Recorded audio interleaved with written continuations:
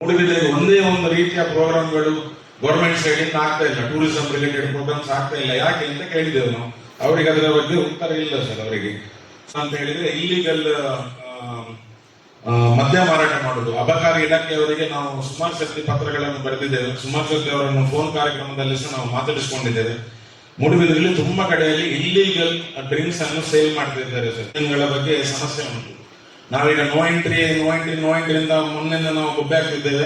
ನಮ್ಮ GPS ಅಲ್ಲಿ ಇನ್ನೂ ಸಹ ಅದು ನೋ ಎಂಟ್ರಿ ರೋಡ್ ಅಂತ ಲೊಕೇಟ್ ಆಗ್ಲೇ ಇಲ್ಲ ನಮ್ಮದ್ರಲ್ಲಿ. GPS ಅಲ್ಲಿ ಈಗ ಬೇರೆ ಕಡೆ ನೀವು ಬ್ಯಾಂಗ್ಳೂರಿಗೆಲ್ಲ ಹೋದಾಗ ಮ್ಯಾಪ್ ಹಾಕಿದಾಗ ನೋ ಎಂಟ್ರಿ ರೋಡ್ ಅನ್ನು ನೋ ಎಂಟ್ರಿ ಅಂತ ತೋರಿಸ್ತದೆ, ನಮ್ಮಲ್ಲಿ ತೋರಿಸ್ತಾ ಇಲ್ಲ. ಟೂರಿಸ್ಟ್ಗಳೆಲ್ಲ ನಾವು ಮೊನ್ನೆ ನೋಡಿದೆವು. ಟೂರಿಸ್ಟ್ಗಳಿಗೆ ಈಗ ಈ ರೋಡ್ ಎಲ್ಲ ಗೊತ್ತು, ಬಸ್ ಸ್ಟ್ಯಾಂಡ್ ಇಂದ ಇಳಿದುಕೊಂಡು ಬರುವ ರೋಡ್ ಟೂರಿಸ್ಟ್ಗಳಿಗೆ ಹೇಗೆ ಗೊತ್ತು ಅಂತ ನಾವು ಆಲೋಚನೆ ಮಾಡಿದಾಗ ಅಲ್ಲಿ ಮ್ಯಾಪ್ ಅಲ್ಲಿ ತೋರಿಸ್ತಾ ಉಂಟದು. ನೀವು ಬೆಳ್ತಂಗಡಿಯಿಂದ ಮೂಡುಬಿದ್ರೆ ಹೇಗೆ ಬರಬೇಕು ಅಂತ ಹೇಳಿದ್ರೆ ಅಮರ್ಶಿಟ್ ಆಫೀಸಿಂದ ಒಳಗೆ ಬರಲಿಕ್ಕೆ ಸಹ ತೋರಿಸ್ತದೆ. ಅದರಲ್ಲಿ ಅದರ ಬಗ್ಗೆ ಕೂಡ ಸಹ ಒಂದು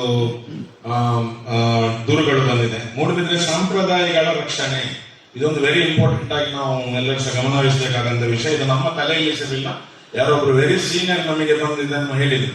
ಮೂಡುಬಿದ್ರೆಯಲ್ಲಿ ತುಂಬಾ ಜನ ಹೊರಗಿನಿಂದ ಅವಲಂಬಿಗಳು ನಮ್ಮ ಮೂಡುಬಿದ್ರೆಯಲ್ಲಿ ಬಿಸ್ನೆಸ್ ಮಾಡಿಕೊಂಡ, ವರ್ಕಿಂಗ್ ಮಾಡಿಕೊಂಡ, ಏನೋ ಒಂದು ಮಾಡಿಕೊಂಡು ಇದ್ದಾರೆ ಇಲ್ಲಿ.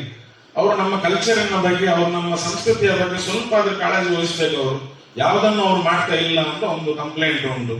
ಅದು ಯಾರಿಂದ ನಾವೀಗ ಪರ್ಸನಲ್ ಈಗ ಹೇಳಿಕ್ಕೆ ನಮಗೆ ಸರಿ ಆಗುದಿಲ್ಲ ಈ ಸಭೆಯಲ್ಲಿ. ನಮ್ಮ ಹತ್ರ ಅದರಲ್ಲಿ ಲೀಸ್ಟ್ ಉಂಟು, ಅದು ಸರಿಗೆ ನಾವು ಆಮೇಲೆ ಅದರ ಬಗ್ಗೆ ನಾವು ತಿಳಿಸ್ತೇವೆ.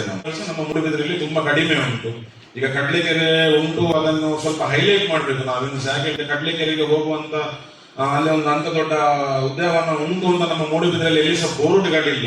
ಅಲ್ಲಿ ಬೋರ್ಡ್ಗಳು ಉಂಟು, ಬಿದಿರು ಉಂಟು, ಎಲ್ಲ ಉಂಟು. ಬಟ್ ಮೂಡುಬಿದ್ರೆಯಿಂದ ಅಲ್ಲಿಗೆ ಹೋಗುವಂತ ಒಂದು ಡೈರೆಕ್ಷನ್ಸ್ ಗಳಿಗೆ ಬೋರ್ಡಿಂಗ್ ಇಲ್ಲ.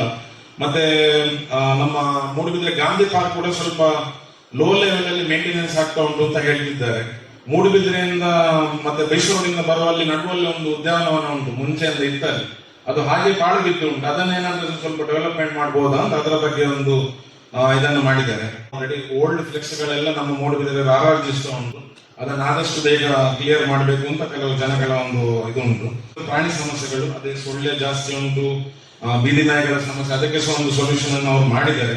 ಪಶು ವೈದ್ಯಕೀಯ ಸೌಲಭ್ಯಗಳು ನಮ್ಮಲ್ಲಿ ಕಡಿಮೆ ಉಂಟು ಅಂತ ಒಂದು ಪ್ರಸ್ತಾವನೆ ಬಂದಿದೆ ಸರ್. ಅದರ ಬಗ್ಗೆ ಸಹ ನೋಡ್ಬೋದು.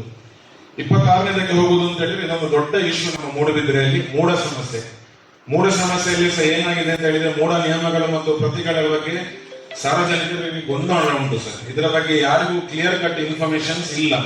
ನಮ್ಮಲ್ಲಿ ಆಫೀಸಲ್ಲಿ ಸಹ ಸ್ಟಾಫ್ಗಳು ಯಾವಾಗ ಇರ್ತಾರೆ ಯಾವಾಗ ಇರುವುದಿಲ್ಲ ಅಂತ ಯಾರಿಗೂ ಅದರ ಬಗ್ಗೆ ಮಾಹಿತಿ ಇಲ್ಲ. ಸುಮಾರು ಜನರ ಪ್ರಾಬ್ಲಮ್ಸ್ ಇಲ್ಲಿ ಸ್ಟಕ್ ಆಗಿ ಉಂಟು. ಇದರ ಬಗ್ಗೆ ಏನ್ ಮಾಡ್ಬೋದು ಅಂತ ಒಂದು ಆಲೋಚನೆಯನ್ನು ನಾವು ಮಾಡಬೇಕು. ಇಲ್ಲಿ ಆಟೋ ರಿಕ್ಷಾಗಳ ಸಮಸ್ಯೆಗಳು ಸಹ ಉಂಟು. ಕೆಲವು ಆಟೋದವರು ಬಾಡಿಗೆಯನ್ನು ಬೆಳಿಗ್ಗೆ ಅರ್ಲಿ ಮಾರ್ನಿಂಗ್ ಜಾಸ್ತಿ ತಗೊಳ್ತಾರಂತೆ, ಸಾಯಂಕಾಲ ಲೇಟ್ ನೈಟ್ ಸ್ವಲ್ಪ ಜಾಸ್ತಿ ತಗೊಳ್ತಾ ಇದ್ದಾರೆ. ಹೊರಗಡೆಯಿಂದ ಬಂದವರಿಗೆ ಒಂದು ಬಾಡಿಗೆ ಹೇಳ್ತಾರೆ, ಊರಿನವರಿಗೆ ಒಂದು ಬಾಡಿಗೆ ಹೇಳ್ತಾರೆ. ಮತ್ತೆ ಯೂನಿಫಾರ್ಮ್ಸ್ ಅನ್ನು ಯಾರು ಸಹ ಹಾಕ್ತಾ ಇಲ್ಲ. ಮತ್ತೆ ಮೂಡುಬಿದ್ರೆ ಒಳಗಿನ ಆಟೋಗಳು ಯಾವುದು, ಹೊರಗಿನ ಆಟೋಗಳು ಯಾವುದು ಅಂತ ರೆಕ್ಟಿಫೈ ಆಗ್ತಾ ಇಲ್ಲ. ಅಲ್ಲೆಲ್ಲಿ ರಿಕ್ಷಾ ಸ್ಟ್ಯಾಂಡ್ಗಳು ನಿಲ್ಲಿಸ್ತಾರೆ, ಕರ್ಕೊಂಡು ಹೋಗ್ತಾರೆ, ಡ್ರಾಪ್ ಮಾಡ್ತಾರೆ, ಬರ್ತಾರೆ, ಅಂತದೆಲ್ಲ ಸುಮಾರು ಸಮಸ್ಯೆಗಳು ಉಂಟು. ಮತ್ತೆ ಇವರು LEDs ಅನ್ನು ಯೂಸ್ ಮಾಡ್ತಾರೆ ರಾತ್ರಿ ಎಲ್ಲ. ಸುಮಾರು ಜನ LEDs ಮತ್ತೆ ಇದನ್ನು ಯೂಸ್ ಮಾಡ್ತಾರೆ. ಅದರ ಬಗ್ಗೆ ಸ್ವಲ್ಪ ಕಂಪ್ಲೇಂಟ್ಸ್ ಉಂಟು. ಶಿಸ್ತನ್ನು ನಾವು ಕಾಪಾಡಬೇಕು. ನಾವು ಅದರ ಫೋಟೋವನ್ನು ಇಲ್ಲಿ ಹಾಕ್ಲಿಲ್ಲ. ಅವರಿಗೆ ಪರ್ಸನಲ್ ನಾವು ಅವರಿಗೆ ಫೋನ್ ಮಾಡಿ ನಾವು ಹೇಳಿದ್ದೇವೆ ಮೂಡುಬಿದ್ರೆ ಸ್ಮೆಲ್ಲಿಂಗ್ ಬಗ್ಗೆ. ಅದರ ಬಗ್ಗೆ ವೆರಿ ಕ್ಲಿಯರ್ ಆಗಿ ಒಂದು ನಮಗೆ ಏನೇ ಆಗಲಿ ಇದರ ಬಗ್ಗೆ ಒಂದು ಕಾಳಜಿ ಬೇಕು ಅಂತ ನಮಗೆ ಒಂದು ಇದಿದೆ ಮೇಡಮ್. ಕಾರ್ಯಚಟುವಟಿಕೆಗಳನ್ನು ಮಾಡಬೇಕು. ಲಾಸ್ಟ್ ಒಂದು ಫ್ಲಡ್ ಆಗಿತ್ತು, ಮಂಗಳೂರಿಂದ ಬೋಟ್ ಬರಬೇಕು ಅಂತ ಹೇಳ್ತಾ ಇದ್ರು ಎಲ್ಲ ಒಂದು ಕಡೆಯಲ್ಲಿ ಆಧಾರ. ಸೊ ನಾನಾಗ ತಹಶೀಲ್ದಾರ್ಗೆ ಹೇಳಿದ್ದೇನೆ, ನಮ್ಮ ಹತ್ರ ಒಂದು ರೆಸ್ಕ್ಯೂ ತಂಡ ಅಂತ ಏನಾದ್ರೂ ಒಂದು ನಾವಿಲ್ಲಿ ಪ್ಲಾನ್ ಮಾಡಿದ್ರೆ ತುಂಬಾ ಒಳ್ಳೇದು ಅಂತ. ಅದನ್ನು ಹ್ಯಾಂಡ್ ಸ್ಟೇಷನ್ ಇಲ್ಲಿ ರೆಡಿ ಆದ್ರೆ ತುಂಬಾ ಈಸಿಯಲ್ಲಿ ಜನಗಳಿಗೆಲ್ಲ ಕನೆಕ್ಟಿವಿಟಿ ಮಾಡಬಹುದು. ಹ್ಯಾಂಡ್ ನ ಬಗ್ಗೆ ಸ್ವಲ್ಪ ಅವೇರ್ನೆಸ್ ಅನ್ನು ಕ್ರಿಯೇಟ್ ಮಾಡಬೇಕು ಅಂತ ಉಂಟು. ಇಲ್ಲಿ ಒಂದು ಮಾಡಬಹುದಾ ಅಂತ ಒಂದು ರಿಕ್ವೆಸ್ಟ್ ಉಂಟು. ಯಾಕಂತ ಹೇಳಿದ್ರೆ ಸಣ್ಣ ವಿಷಯ ಟ್ಯಾಕ್ಸ್ ಕಟ್ಟಲಿಕ್ಕೆ ಏನಾದ್ರು ಇಶ್ಯೂ ಆದ್ರೆ ಸಹ ಇವರು ಮಂಗಳೂರಿಗೆ ಹೋಗುವಂತ ಪರಿಸ್ಥಿತಿ ಉಂಟು. ಹಾಗಾಗಿ ಅದರ ಬಗ್ಗೆ ಒಂಚೂರು ಗಮನ ಹರಿಸಬೇಕು ಅಂತ.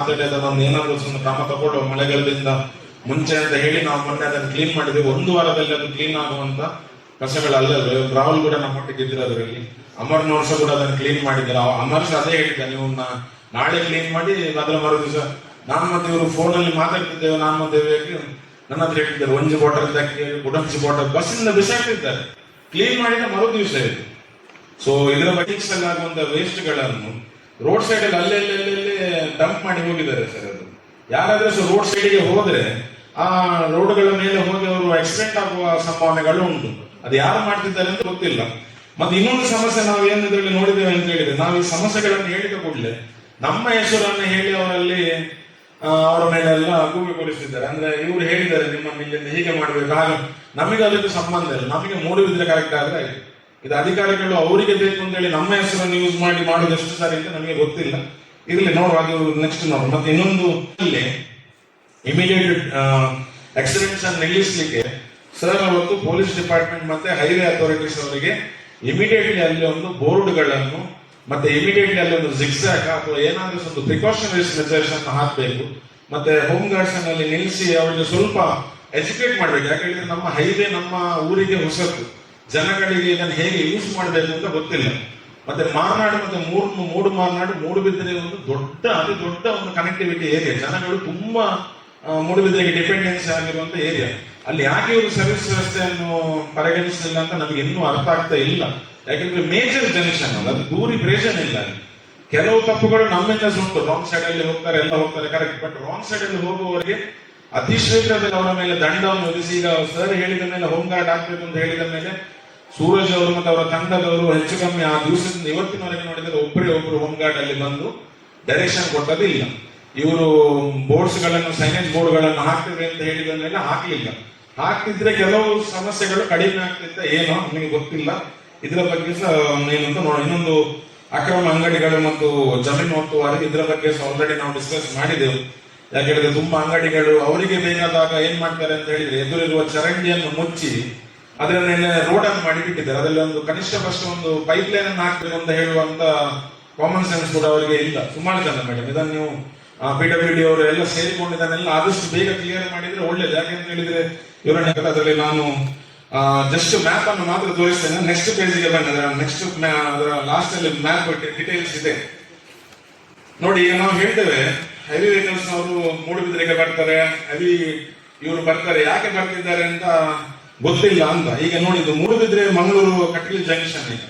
ಅದನ್ನು ಅಬ್ಸರ್ವ್ ಮಾಡಿ, ಕಟೀಲಿಗೆ ಹೋಗುವವರಿಗೆ ಏನೇ ಅಲ್ಲಿ ಒಂದು ಸೂಚನಾ ಫಲಕಗಳಿಲ್ಲ. ಅಂದ್ರೆ ರೋಡ್ ಅಲ್ಲಿ ಹೇಳ್ತಿರೋದು, ನಾವು ಬೋರ್ಡ್ ಅಲ್ಲಿ ಉಂಟು, ರೋಡ್ ಅಲ್ಲಿ ಹೇಳ್ತಿರೋದು ನೋಡಿ. ಇಲ್ಲಿ ಮಂಗಳೂರಿಂದ ಬಂದವರು ಮತ್ತೆ ಕಟೀಲಿಗೆ ಹೋಗುವವರು ಎರಡೂ ಸಹ ಅಲ್ಲಿ ಕಂಜೆಷನ್ ಆಗುವ ಚಾನ್ಸಸ್ ಉಂಟು. ಅಲ್ಲಿ ಏನೇ ಬ್ಯಾರಿಕೇಡ್ಸ್ ಆಗಲಿ ಅಥವಾ ರೋಡ್ ಮಾರ್ಕಿಂಗ್ಸ್ ಆಗಲಿ ಅಲ್ಲಿ ಇಲ್ಲ. ಅದನ್ನೊಂದು ಮೇನ್ ಆಗಿ ಅಬ್ಸರ್ವ್ ಮಾಡಬೇಕು.